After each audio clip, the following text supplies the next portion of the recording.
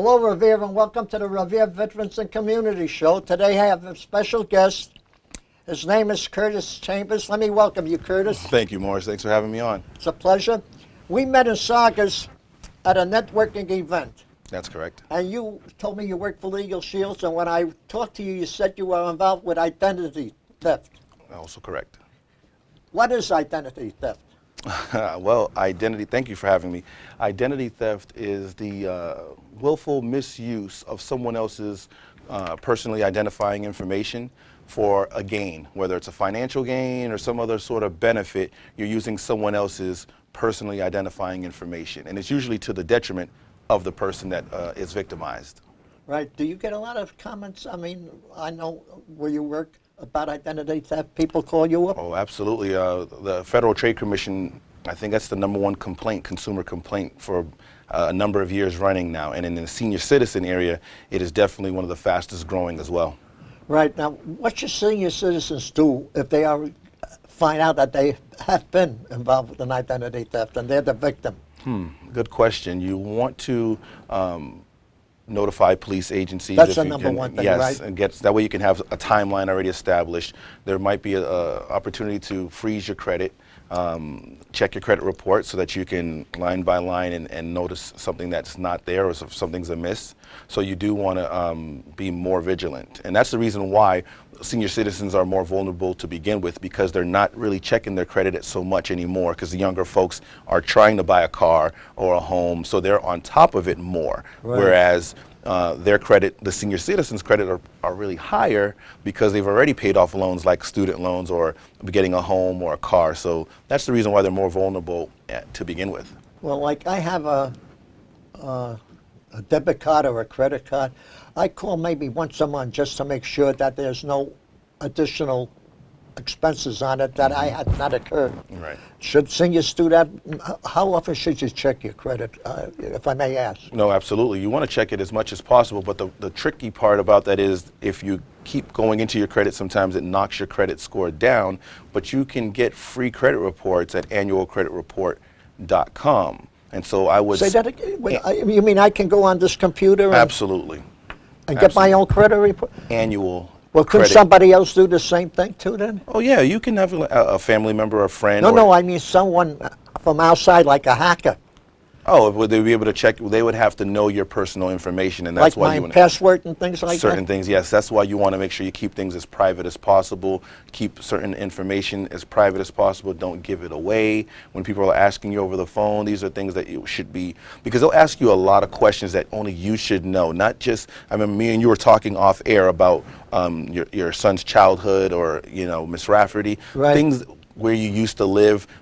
Hackers shouldn't know, what type of car you had as a third car. There's certain things that they would know because the system would know. So if you're checking information and they're verifying questions like that, they're going to ask you a lot of steps, not just what's your social. It's going to go a lot deeper. So hopefully it's things that only you know when you're going to get your credit report. Right. You mentioned Mrs. Raftery. I have to say thank you, Sherry, out there, because if it wasn't for you, I wouldn't have this gentleman on the show. She's awesome. So she's the one that introduced us. Absolutely. So Sherry, thank you.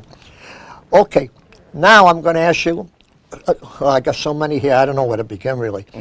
Why are seniors at risk more than others? I mean, usually they go after the seniors. Yeah, they do. And quite honestly, seniors are more at risk because things that I mentioned, they've already paid off loans, so they're lower credit risk for creditors. So that means they have higher credit ratings, and people know this, so they have a better chance of, if I take over your social security number and apply for a credit card or something along those lines, there's a greater chance of me getting accepted and approved because his credit's probably better than mine for having paid off a mortgage or a loan. Also, because there's more opportunity. People are coming into your household or assisted living facilities. I would say, Morris, where people not just getting trinkets taken and jewelry taken, but there's people in your household that are there to help you with daily living, cooking, cleaning, and sometimes they try to clean you out by taking your information. That's happened. You hear it on TV, you see it like even my seniors at my senior center have said they've had jewelry missing. Yep, and So- that's just the beginning, because if they're taking the So jewelry, what could, yep, if they're taking the jewelry there and they end up seeing a credit card, or they see a Social Security card or a Medicare card, then there's an opportunity for much more than just that watch. well, how can they seniors protect themselves? Because when you have a caretaker come into your house and clean, they're going to go all over the place. What can they do? Good What would be a question. good idea so they don't get to it? You want to keep it in a secure place if you can. If it's a locked away, it's not something that's easily accessible. You mean have like a safety box and just in there with a lock I would say a safety box would be a help, or just something that, let's say it was under mattresses or underneath, something where a normal a person that's helping to clean up wouldn't be able to get to it very quickly. They would have to do some maneuvering, and that. Oh, I see what you Yeah, mean. they're less likely to want to do that because they don't want you to stumble in there while they're doing that. If it's just sitting on a counter, I can snap a picture with my phone very quickly, and you never know. So I don't want to make it easy for you, but I also don't want it to be something that you can't reach yourself, because you're putting it somewhere where you may be at a risk of falling down or hurting yourself. You know. Well, you know, when you're tall and young, you can reach up high. Absolutely. But as you get older, you shrink. Absolutely. So I don't want to set up anyone for any falls or anything, but I don't want it to be easy as well. Almost like when I play basketball, sometimes I may have my jeans and I wrap it up in a towel, so that way the person would have to go through the bag and then open the towel, then open the jeans. So I just want to make more steps for that person to get it. I don't want to make it as easy for them to get that. I want to go to a question that I got on the internet, if I may. Absolutely. And this is from a Michael from the Senior Center. Michael, great question. I hope I answered it correctly for you. Michael wrote to me, don't leave anything in your car. If you do, put it in your trunk. Isn't that a good idea to put things in the trunk? It can be. It could be similar to what I said about wrapping things up, so it's not as easy. So if someone were to just, if your car window was open or if the door was accidentally left unlocked, Morris, they can grab something off the console real quick. But if it's in the trunk, they have to go through a couple extra steps. Now, that's not the best place to put it, because you shouldn't have these things with you. Take only the things that you need with you for that day's events. If we're going to the doctor, then I might need my Medicare or Medicaid card. And speaking of which, I would make a copy of that Medicare card and black out the last 4 digits, because you know your number. So if you black it out and you bring it with you, you can verbally tell that person the last 4 digits are 1, 2, 3, 4. But if I lose it, or if it's stolen, then no one else would know it. But yes, just take things with you that you need for that day. You shouldn't have to carry your Social Security card with you all the time, all these other identifying information. That way you would put in the trunk. I wouldn't need to put in the trunk if I didn't have it with me. Just take with you what you need for that day's errands. But yes, the trunk is better than out in the open. Right, and if they steal your car, if someone steals your car and breaks into your trunk, and you got all that information That's in why I there. said. That's why I said it's not the best place, but it's better than having it in the open. Exactly what you said. Great question. Okay, can I read another one from here? Read And then we'll 5 go back. more if you want. I don't know what this lady meant by this question. Maybe I typed it wrong, but it says everyone should show their identification when they go into the bank. I mean, make sure you show your that they ask for your identification, that you show it, and not to give it over the phone or the internet, or even over the internet. Now, what kind of problems can arise from that? Well, there's a couple of things there, and that's a great point that she's bringing up. If She it's- brought it up. Right. I don't know her name, but it was a great point, because what she's saying is it's almost akin to when By you the way, write excuse me, her name is Rita. Hi, Rita. The thing that I'm thinking of, Rita, when you mention that, is almost like with the credit cards in the back where it says ask for ID. Some people take offense to that, thinking, oh, another extra step, when it's a safeguard. So you're saying, I want to create a culture of already showing this. I'm confident that I'm Rita, so I'm more than happy to show it, because when there's someone that's trying to use this that isn't Rita, we can catch it quickly, because you can't prevent identity theft or fraud. You're trying to mitigate it and catch it as soon as possible. So yes, you do want to get in the habit of showing who you are. I'm happy to prove who I am, because I know who I am. And as far as online goes, yeah, you can do it, because your credit card company usually is very good about returning things and protecting you if you notice it right away. Right. I'd like to ask you a question, if I may, which has nothing to do with this. I went on the internet and I looked up identity theft and where I could get some free literature. There was 2 places in the whole country, actually, out of the 50 states. One was in Minnesota, under the Attorney General's office. Lori Swanson has about 500 little booklets that you can send away for or email, and they'll put it. The other one was right here in Massachusetts, Maura Healy. Where else are people, let's say they wanted to contact you and they had a question, how would they do that? Can they contact you? You can definitely email me at my email address. Let's hear it. Curtis Chambers 13. I believe it's going to be put on the screen in a little while, but it is curtischambers13@gmail.com. That's it, Curtis Chambers 13? That's absolutely it. That's easy enough. And they can get a newsletter and things like that so that you can stay in the know. But there are other tips to, like cross-cutting. If you can shred, you'd want to shred, and not just a regular straight line shred. You want to cross-cut and shred. Right. You don't want to keep every document. Certain things that if you got a discharge paper from the hospital, you may not need it forever.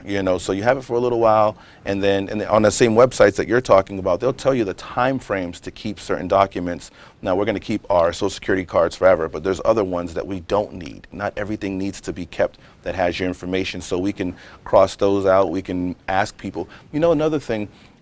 Sometimes we're scared to ask questions. We think that the person, that's not just seniors, in general, whoever asks us a question on the phone is the authority figure. I have to answer all their questions. You can also ask questions. Why do you need my social, sir? What are you going to do with this information when I give it to you? Do you mind if I take your phone number down and call you back? Because as we mentioned earlier, if I call a company or an entity, then yes, they have the right to ask my social and things to identify because they're protecting me. But if they call me, how do I know who you say you are? So do you mind if I take your phone number down, Mr. Morris? And that way I can do my own homework and call back when I'm confident that you are who you say you are. Let me ask you this here, Curtis, if I may. Sometimes I get people that want to sell something or want to do improvements, but when you look at the caller ID, private number, private name, that should give you a clue right from the get-go, I would think. It sets up a flag for me. I don't do any business with anyone who has a private name because you have my number because you called me. So how come I can't have yours? Exactly. So if you don't see the number like private number, private name, don't even bother with them. I'm not going to finalize the business. You feel free to share what you need to share. Some people may just hang up right away or not pick up, but I may listen and then say, give me your phone number, and once I verify this information, I'll call you back. Some people might not even want to deal with it. Exactly, and there's also equipment out there that you can cut out those people calling you, that you can buy it and just wipe them right out. You can, absolutely. There's some information, I don't deal in that area, but there are some where you can kind of not even negate anything from a block caller, or you can kind of screen the call beforehand so you can find out who it is. And also, I think you made a good point about home editions as the spring comes in, the winter season. Oh, yes, I was going to get that. Yes. That's what's my next I won't jump go ahead, I won't jump you. Okay, my next question is very simple. March and April, the weather starts to get warm, and people want to do their renovations on their home. And you get a lot of contractors that make you call up, and some of them are really scams. How can you tell which ones? I mean, what is it to look for? Like if a contractor comes, I like to use the ones that are locally around that people know. That's my opinion. But have you come across some of the people that have created problems with that? That's a great start and a great point that you mentioned. There's a number of reasons why we want to go local. That's why we're at these chamber events, because we want to patronize people that are in the area, because usually you have that relationship, you have the accountability, the credibility, and accessibility, so I can go back to you if something was wrong. I want to be able to talk to Morris and say, hey, can we look at this again, as opposed to sitting on hold. And so that's, even if they're not a scam, they could be legitimate, but they're so big that I can't do one-to-one business. Right. Now, a question, I mean, from my point of view, you should never make a full down payment when the job hasn't even been started. Like some of them will ask you, they need X number of dollars to start the job. What is a good point in that, how to deal with those people?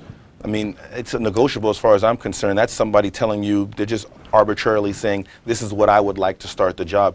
I would grab the contract or the paperwork and have my attorney look at it and say, is it something that needs to be done, or is it negotiable? Can I make sure that... So everything should be down in paper on a contract. Absolutely. Like just usually goes, this is the contract. Absolutely. Ever watch a show? Yes, Okay. Absolutely. Okay. We talked about credit card, debit card, personal to anyone. Okay, let me go to another question here. Here's the one. What about I don't know what they mean by monitoring services. What about monitoring services? Okay, well, let me explain what they are first, and then whether there's something that you may want to I have no idea what it is, Curtis. I'll be honest with you. It's not a trick question, or it's not a fancy term for anything.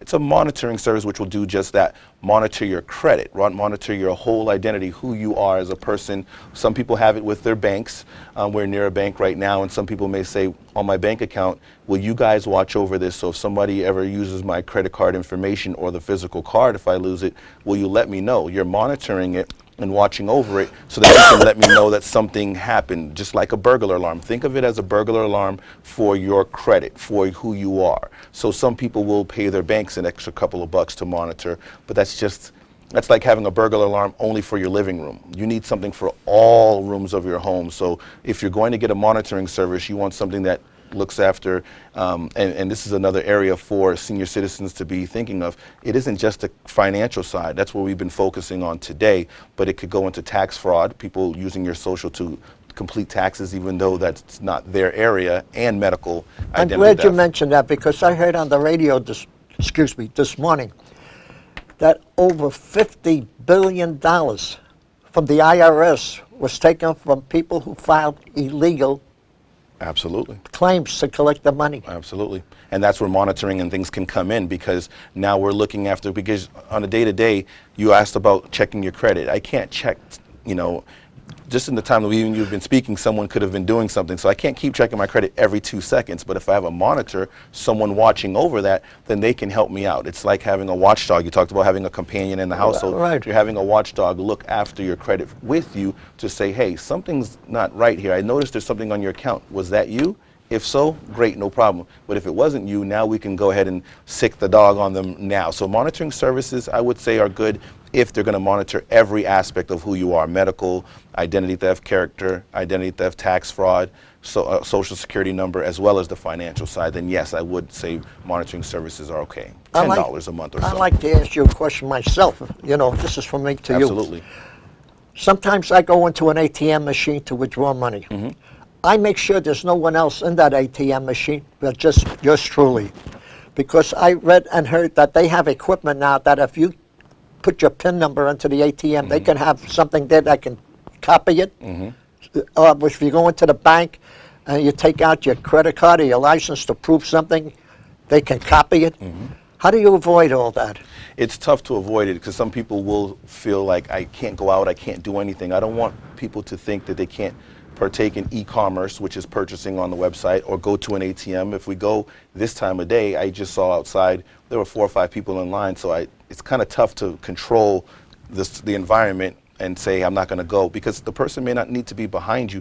They could have already set up that equipment, step outside, and then you go. So this is not to put fear in anyone, it's just to impress upon you that we can't stop everything. So that's why something like that monitoring service would help out, because it's the catch-all. We can't prevent it. We cannot prevent all forms of identity theft. It's just about stopping it and stopping the bleeding as soon as possible. So I don't want someone to think that they can't, live their life and enjoy it. Could you tell us some of the people that have contacted you that have come up with problems so far that we haven't mentioned yet, because I got a few more? Can I say again? Go ahead. If I can tell you about some other problems that have come up from people? Sure. Yeah, absolutely. There was, and that's the thing. We can't prevent everything because there are some letter carriers that are unfortunately doing some of these things. So the mail, if we can't trust the mailman, what can we do? And not only that, there was on the news a couple of nights ago, because I check it from all sources around the country. I'm not sure if it was Minnesota that you were alluding to, where someone who actually worked in the government, processing tax returns, got in trouble for committing identity theft because they come across our information. So even if we trust the local, contractor or the local tax preparer or the local postal worker, when it gets to the highest level, we still are at risk because it's still the human element. We don't know. So it's really not 100% secured then? There is no way to be 100% secure. You're just trying to protect yourself where you can. And you mentioned a good point. So check your credit or whatever you have so often to make sure there's nothing wrong. Absolutely. You also mentioned about shredding. The crosscuts, which is the best shredder? I mean, the best way of shredding. So when I talk about shredding, I remember when shredders first came out, you would see, straight up and down lines. They still have them. Exactly, and I don't know why they still have them, because if I just put on a piece of tape, I can just lay those down and it'll come right back into the normal shape of what it used to be. But if I have diamond cuts and cross cuts and things that make it look like confetti, good luck trying to put that back together. So if you can, it basically obliterates it. There's no way that someone would be able to put those little pieces together to get back to the information. Right, but if you take that piece of paper that you mentioned and you don't have a cross, but I put it in at an angle or fold it up so it's not exactly straight coming down, but like tilted on an angle, then it gets a little tougher to figure out which is which. And then do it again if you have to. You can, if it came out like that, and that would go back again and put another angle. Right. And some people make a little fire. I don't want anybody in the household making any fires, but some people will have a little bond, a little thing, a contained situation, so they can burn documents. Well, as well. Sometimes when it's very important, I do it right on the stove. That's what I was going to say, but I don't want anybody making a No, mistake. no, I and mean leaving when things it's up. very important. Right. Absolutely. Ooh, that's good. Let's see what else we got. We talked about what is identified, why a senior service. Prevention tips. Can you repeat some of them again so people would know about Sure, those? absolutely. In addition to the cross-cutting and the shredding, you do want to make sure that you ask people why they need your information. You want to know, and again, I can't say it enough, so I'm glad you did give me another opportunity to say, why do you need this information? Right. Because sometimes we can be, people can use fear to do a lot of things, as you know. And so someone may be on the phone and say, hey, we need this now, or we're going to send you to court, or we got this court order against you, or this financial document says we're going to lien on your bank accounts, or we're going to foreclose. So we need to know right now. It's okay to slow things down, because I've never received anything in the mail yet. Can you send me something in the mail? Or can you email me? Can you fax me? Or can I have at least your phone number so that I can verify that you are who you say you are, and that way I can call back? So we want to make sure that they're not using fear to say, hey, you know what, Mrs. Johnson, I'm sorry, we need to make this right now. You need to make a payment. I need your credit card information. Well, I've never received anything about this, so maybe I'm a victim of identity theft already. I need to slow this down. I need to get your phone number. I'm not saying anything against you, sir or ma'am, but I never heard anything about this, so I might be victimized myself. What's your phone number? So I can call you back. That's a good idea. Good comment. Now, I was going to ask you, how long have you been in the business that you're in, if I may ask? 11 years. And where did you get your education? I mean, it's funny because I worked in mutual funds, I worked in life insurance, and so some of these things would come up when it comes to estate planning and planning for other things that come up in life, and then right before you're getting ready to purchase a home or something going on, and then you find out that your credit score is nowhere near what you thought it was. So certain things just kept popping up, and that's when I realized, wow, I mean, the term identity theft has been around 40 plus years, right. But it was just a different thing. Then it wasn't really, because you can steal someone's identity and not commit any fraud with it, but it only in the last 10, 12 years or so is when it's been taken on this look here where it's really got out of hand. And if I may ask you, did you go to law school or any school? No, I'm not an attorney at all. I just, I'm an independent agent with the company, so you don't have to be a lawyer to do what I do. You just have to have a spirit to help people and want to make things better, because even children are victims now, because we're talking about seniors today, and rightfully so, but even during the tax season, there are people, because even when you're 2 months old, you have a social security number, so there's nothing stopping someone from using that social to file false tax forms and things of that nature as well, open accounts. Right, so in other words, you could have people who that work in hospitals that could give out information to other people because they don't want to get involved themselves, so they'll give it to you to use it against them. You hit the nail right on the head, and that was the same situation with the person that worked in the tax for the government. He or she did not do it themselves. They would just make it available to someone else, but it was still able to be traced back to them, or someone probably told on them when they got the screws put to them. So you will be found out. I would like to make a mention, by the way, we have an American flag, and we give them to every good person that comes on our TV. And Excellent. Curtis, I think you deserve it as well as anyone else. I appreciate your service to the country, and I appreciate everyone who has as well. But I want to give the service to another person who's credited. We have an officer in the city of Revere who goes around to places and talks about identity theft. His name is Jerry Salvati. I hope I got it right, Jerry, because I don't want to get arrested. But I mean, that's his name, Jerry Salvati. If he wanted to contact you and have you and him get together sometimes and do with the police, would that be okay? Absolutely. I've worked with Boston Police Department in similar fashions. I go to churches and do workshops as well. Absolutely. And you go to senior centers too? Absolutely. So if you have one that you want me to come to, just let me know. Well, I'm going to have my director, who's Mr. Steve Fielding, who's an excellent director, by the way. I'm going to have him contact you, Curtis, and instead of me just getting 5 questions from seniors, you may have 500. Absolutely. You think you can handle 500? Would love it. Okay, I'm going to hold you to your word All on right. that, Curtis. Curtis, we have about 3 minutes left. please take a couple of minutes and talk about whatever you wish, but do leave me just one.